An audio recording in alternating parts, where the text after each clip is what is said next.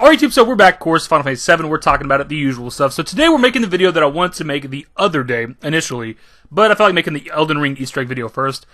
What we have, it has been the talk of the community, so to speak, for the last 3 or 4 days since it kind of came out, and it's about Robert Pattinson weighing in on the love triangle within Final Fantasy VII, and a lot of people weren't too happy with it. Now look, there's quite a bit to unpack here in this short 1-minute video, but we're going to try to look at it from both sides, because my dude does get some shit wrong here, but I do want to set the scene, because I feel like some people are missing context. So he's currently, him and Zoe Kravitz, at least with this video, are kind of touring and doing interviews to help promote the Batman, and I'm assuming at some point within the interview for the Batman, the guy doing the interview asks him about Final Fantasy VII or video games or whatever, because the video that I have, that I've seen making the rounds, just cold opens with him talking about like Final Fantasy VII and Aerith.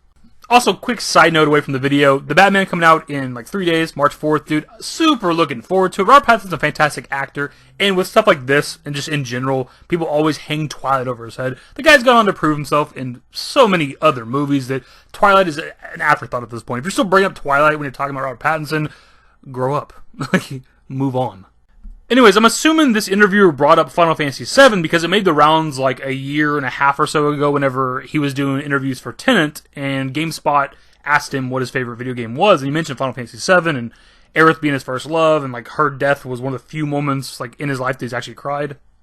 I think it's a lot of people's favorite game. Final Fantasy VII was, still one of the most, probably one of the only times I've cried in my life is when Aerith dies. It was a very impactful performance for sure. Yeah. My first love.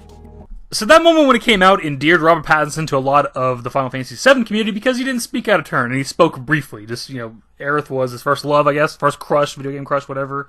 And it's one of the few times in his life he cried whenever she died. That's kind of it. He didn't speak at length for like a minute straight.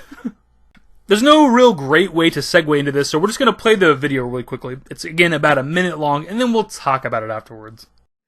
I was in love as well. I was in love with Aerith. And Tifa. And Tifa, of course. Yeah, everybody wants that Tifa, vote. yeah. But it's the two sides, it's the two options of girls. You can have this. You don't know Final Fantasy?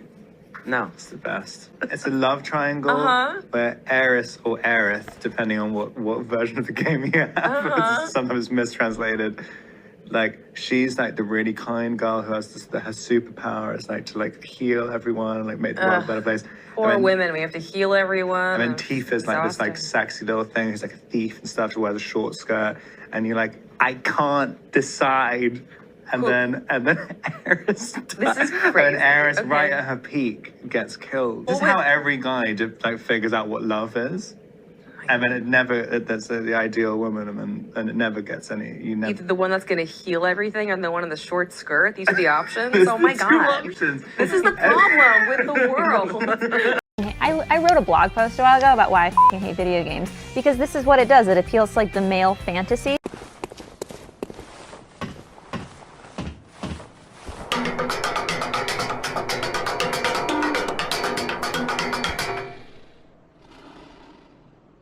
So first off, we'll probably just go through the video kind of in order and break it down and talk about it, but my favorite part is where Zoe Kravitz tries to chime in and make a joke about women having to heal people, and Robert Pattinson doesn't even acknowledge it at all, just continues talking.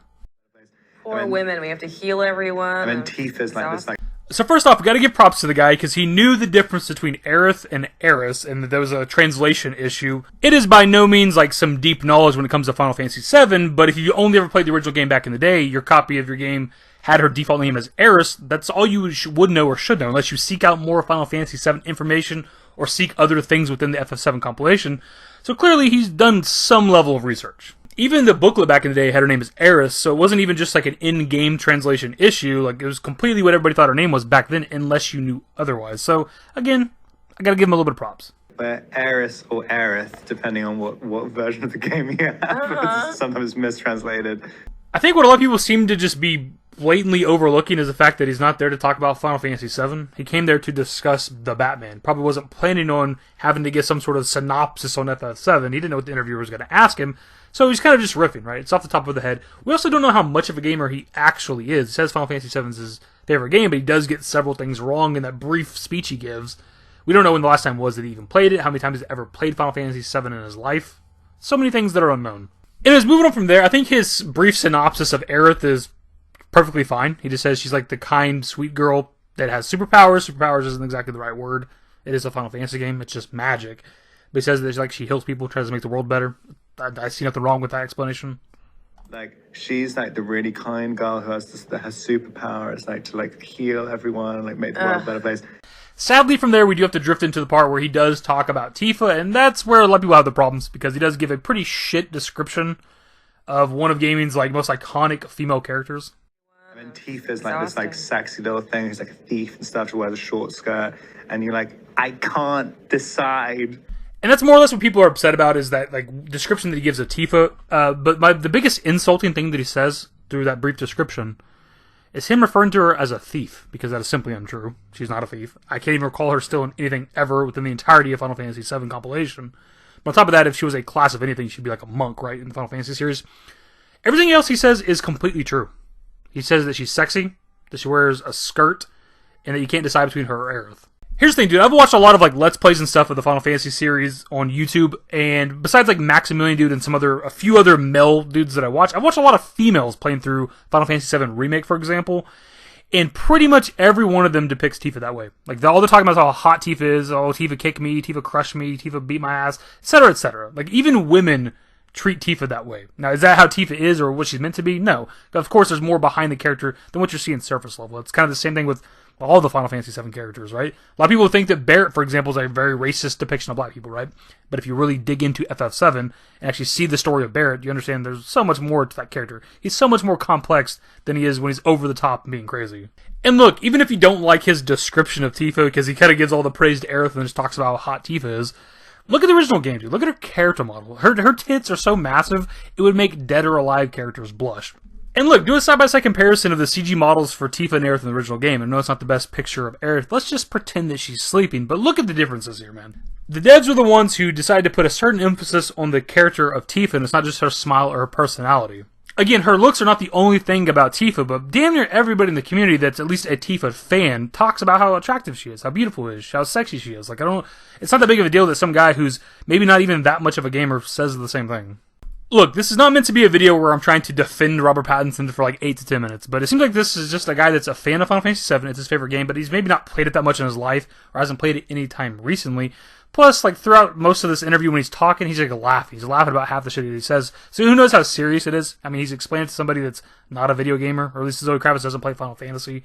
And the almost overwhelming majority of people that I've seen that are offended by this are massive Final Fantasy fans, massive Final Fantasy VII fans. A lot of shipping accounts on Twitter, for example, have been just blown this way out of proportion. It's like, well, yeah, your entire life is Final Fantasy VII. All you talk about is like Tifa and Cloud, or Aerith and Cloud, or whoever else your ship thing is, right? Like, all you talk about on social media all the time is Final Fantasy VII, so of course you're going to be like upset with his take on FF7.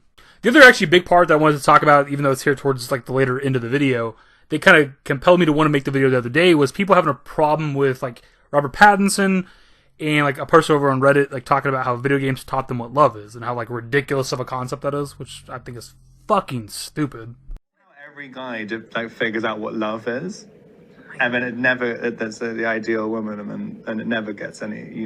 Look, we're not here to pick apart this Reddit post because the person does say some sus shit, but at the beginning of the third paragraph, they talk about how they agree with Robert Pattinson and that Final Fantasy taught them what love is, and then there's multiple replies. There are people that just seemed so stupefied, so dumbfounded that video games could teach somebody what love is, which was weird to me. Why can't video games teach somebody what love is? Video games are one of the highest, if not the highest forms of art. It does what movies, TV shows, music, physical art do, but it's all in one package, and you get to play it and control it and immerse yourself in those worlds. Video games have some fantastic love stories, even with just in the Final Fantasy series itself. Final Fantasy X with Tidus and Yuna. The ending of that game choked me up as a teenager. That shit, one of the few times the video games made me cry. And obviously we got to use Final Fantasy VII as an example as well. With that, you have, Aerith and Zack, Aerith and Cloud, Cloud and Tifa. You have even Reno and Rude. It's kind of been teased a little bit that maybe there's something there, even though obviously Rude is into Tifa as well. But he could be bisexual for all we know. You even have something like The Last of Us, which isn't like a relationship type of love, but it's a familial love where you see the bond of Ellie and Joel grow throughout the entirety of the game. So just people being surprised or whatever that video games could teach you what love is just one of the worst shit takes I've heard in a long fucking time. But anyways, my dudes, that is going to be pretty much the video. So I just wanted to kind of talk about Batman trying to explain the Final Fantasy VII love triangle to Catwoman. If you happen to have seen this video over the last few days, or maybe this video is the first time you've seen it, what are your thoughts on Robert Pattinson's attempt at describing Final Fantasy VII? My dudes, that's going to be the video. Hopefully you enjoyed. If you did, give it a thumbs up. Subscribe to show up, guys. I only want to say more Final Fantasy VII shit takes in the future. Turn on my notifications. Follow me on Twitter, @YT. I'm a Discord. Links to my are in the description. And in the outro. Later, guys. Used to care what people thought, but now I care more, and nobody out here's got it figured out. So therefore, I've lost all hope of a happy ending, depending on whether or not it's worth it. So insecure, no one's perfect. We spend it with no shame. We blow that like Coltrane. We in here like Low Gain, or leave it like Cobain.